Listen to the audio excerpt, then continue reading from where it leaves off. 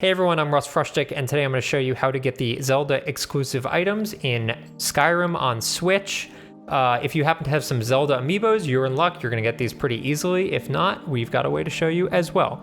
So starting off, amiibos can be summoned just as a magic spell. It's actually a shout that you can select from the menu right at the beginning of the game. If you have a normal amiibo, a non-Zelda amiibo, you're just going to get one of these normal chests here. But if you have a Zelda amiibo, you're going to get a special chest that looks a little bit like this.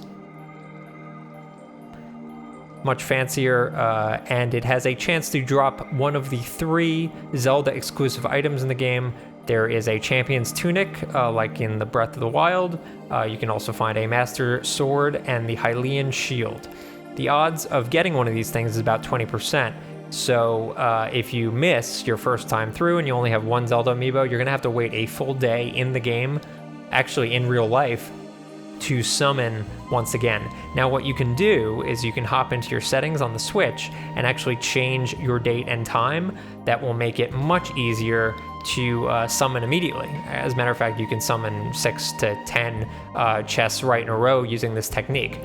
Here you can see after a few tries, we finally got the Champion's Tunic, which looks very cool there on my character Catman John.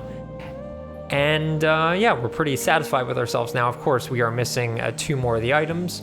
If you happen to not have any Zelda amiibos, we're going to show you right now how to get it in the game, actually very early on. We're only level 5. Step 1, decrease the difficulty level.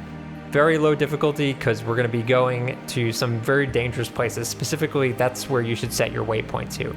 I've fast traveled to Helgen, which is the starting area in the game, and now I'm running east to that waypoint.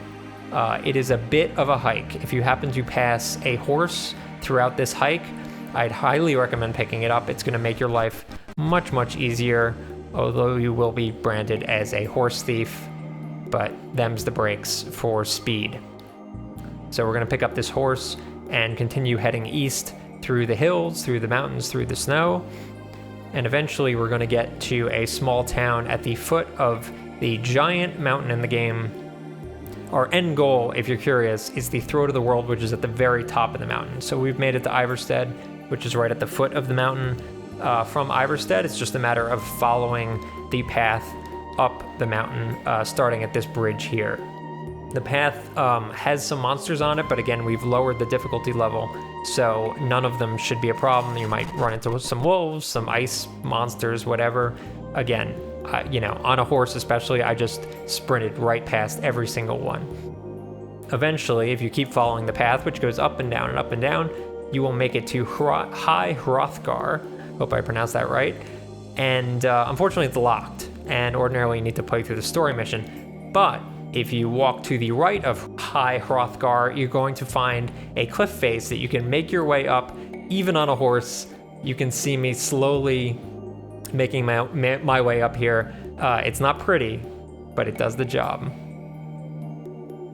Once you make it up this snow face, eventually you will make it to the Throat of the World, which is your end goal. Trying, made it. There we go. Thanks, horsey. Throat of the World discovered. Here you are just a few steps away from your end goal, which is where the Zelda items live.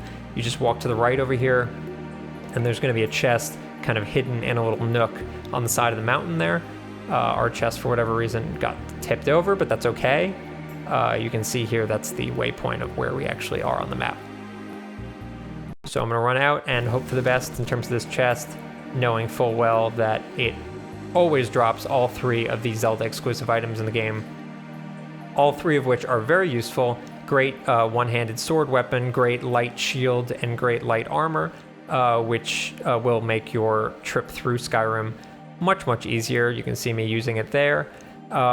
They look pretty cool. I definitely like the new Zelda gear in the game, and here's me beating on a poor dragon. Anyway, hopefully that was helpful for you. If you don't have any of the Zelda Skyrim amiibos, or any of the Zelda amiibos for that matter, this is a good technique for getting all of the things you want in Skyrim, bringing memories of Breath of the Wild back to you. Thanks so much for watching.